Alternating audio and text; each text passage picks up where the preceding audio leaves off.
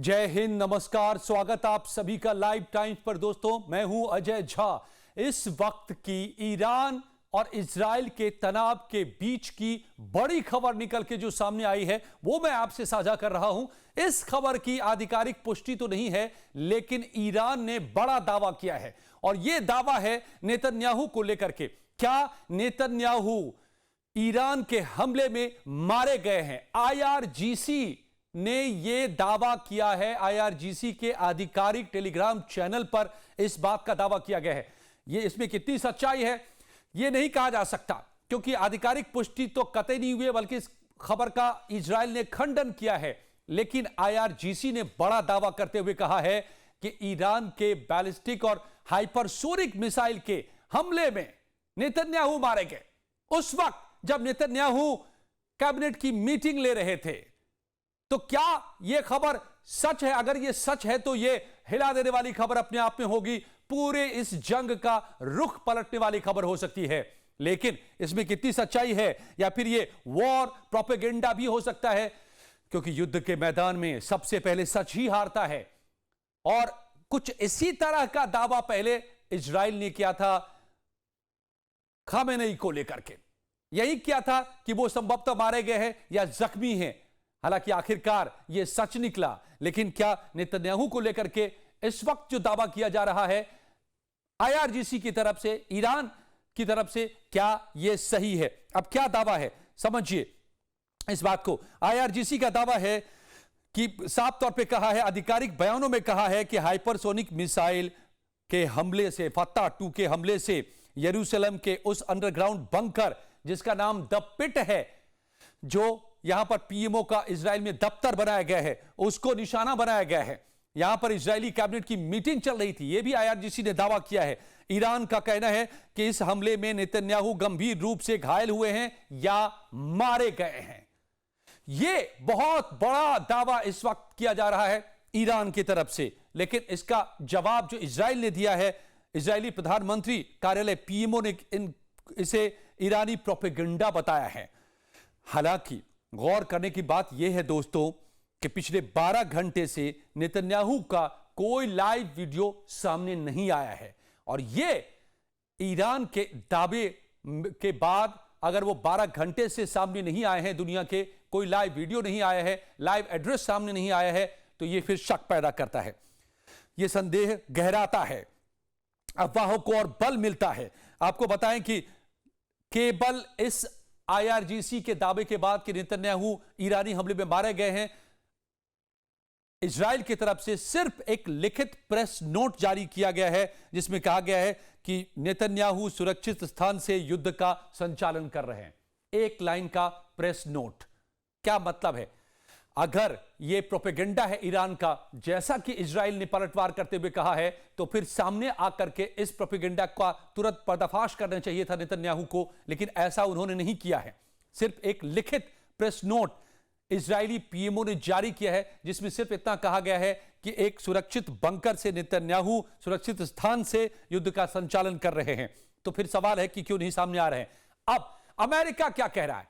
अमेरिकी इंटेलिजेंस क्या बता रहा है? जो कुछ भी बताया है, जो मैं आपको बताने जा रहा हूं, उससे और शक गहराता है कि क्या वाकई नेतन्याहू महफूज है, सुरक्षित है, या जख्मी है, या मारे गए हैं। ये तीनों सवाल खड़े होते हैं। ये समझिए, पेंटागन और व्हाइट हाउस ने कहा है कि उनके पास नेतन्याहू के मारे जाने का कोई स्पष्ट सबूत नहीं है, लेकिन यह मान रहे हैं कि ईरान के मिसाइल हमले इजराइल के कमांड सेंटर के बहुत करीब पहुंच चुके हैं। यह भी अमेरिकी इंटेलिजेंस ने खुद बताया है कि ईरान का जो हमला हुआ था वो इजराइल के कमांड सेंटर के बेहद करीब पहुंच गया। अब यह अगर अमेरिका की तरफ से कहा जा रहा है, अमेरिकी इंटेलिजेंस की तरफ से रिपोर्ट में कहा जा रहा है, तो यह भी अपने आप में इस ईरान के दावे पर कहीं ना कहीं बल देता है, उस दावे को कि क्या नेतन्याहू इस वक्त सुरक्षित हैं, स्वस्थ हैं, या फिर उनके साथ कोई अनहोनी हो चुकी है। नेतन्याहू की सुरक्षा का घेरा जो है, जिस बंकर में द पिट नाम से जो बंकर है, उसको भी समझिए, वो अपने आप में कोई मामूली बंकर नहीं है।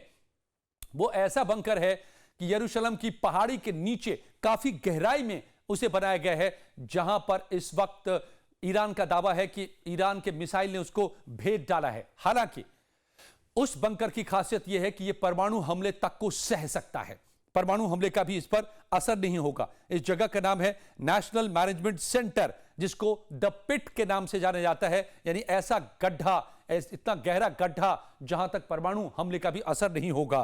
तो क्या ईरान का जो दावा है, IRGC का जो दावा है कि फतह मिसाइल ने उसमें छेद कर डाला है, अब मैं आपको ये कितना सही है नहीं है इसके बारे में कोई आधिकारिक जानकारी अभी नहीं उपलब्ध है। इजराइल की तरफ से कंफर्मेशन नहीं है, ना ही ईरान ने कोई फोटो जारी किया है, ना कोई वीडियो जारी किया है, सिर्फ ये दावा किया जा रहा है और ईरान इसका खंडन कर रहा है। अमेरिका कह रहा है कि हमारे पास आधिकारिक जानकारी नहीं है, लेकिन हां, हमला कमांड सेंटर के पास तक हुआ है, ये इसकी पुष्टि अमेरिकी इंटेलिजेंस ने की है, जो ईरान के दावे से मैच करता है। तो क्या उस बंकर को वाकई भेद सकता है फतह 2 मिसाइल? यह अपने आप में बड़ा सवाल है। जो एटॉमिक अटैक को भी बर्दाश्त कर सकता है, उस पर क्या फतह 2 उसका छेद कर सकता है? तो आपको मैं बताऊं कि इजराइल में एक ऐसी घटना अभी सामने आई है जहां पर जो मिसाइल गिरे हैं ईरान के बंकर के नीचे, 8 लोग उसमें तुरंत वहीं पर स्पॉट डेथ हो गया उनका, 9 लोग एक साथ जो मारे गए, कई लोग जख्मी हो गए।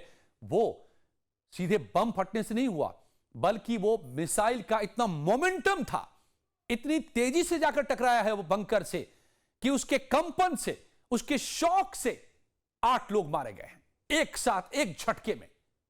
बंकर नहीं टूटा, लेकिन झटका इतना बड़ा था कि उसके शॉक से 8 लोग मारे गए। इतना बड़ा शॉक आया बंकर पर। क्या कोई ऐसी घटना भी हो सकती है द पिट के साथ, जो जहां पर बैठक कर रहे थे, जहां से इस वक्त नेतन्याहू इजराइल के प्राइम मिनिस्टर युद्ध का संचालन कर रहे हैं? यह एक बड़ा सवाल खड़ा हो गया है। पीएमओ ने इसको ईरानी प्रोपेगेंडा बताया है, लेकिन 12 घंटे से नहीं सामने आना सवाल खड़े कर रहा है। अमेरिका का डिनाई नहीं करना, यह कहना कि कमांड सेंटर तक पहुंच गई है, अब ईरान का हमला पहुंचा है, यह शक कह रहा है। ये तमाम बातें इस वक्त ईरान के दावे को पूरी तरह से खारिज नहीं कर सकते, लेकिन अगर ऐसा है तो यह फिर भूचाल लाने वाली खबर हो सकती है कि क्या नेतन्याहू सचमुच मारे गए हैं, जो ईरान की तरफ से दावा किया जा रहा है। अब इस दावेदारी में भी कितनी सच्चाई है यह भी नहीं कहा जा सकता इस वक्त, क्योंकि यह प्रोपेगेंडा भी हो सकता है। वॉर में ऐसा होता रहता है। जब खामेनेई को लेकर के यह खबर आई थी, तब भी मैंने आपको बताया था कि यह भी प्रोपेगेंडा हो सकता था, लेकिन अफसोस कि वो सच साबित हुआ। तो क्या नेतन्याहू के बारे में जो इस वक्त ईरान की तरफ से अब दावा किया जा रहा है वो सही है या गलत है, नहीं हम कह सकते, लेकिन बहुत बड़ा यह अपने आप में दावा है। और अगर ऐसा होता है तो युद्ध ये कोई भयानक मोड़ ले सकता है।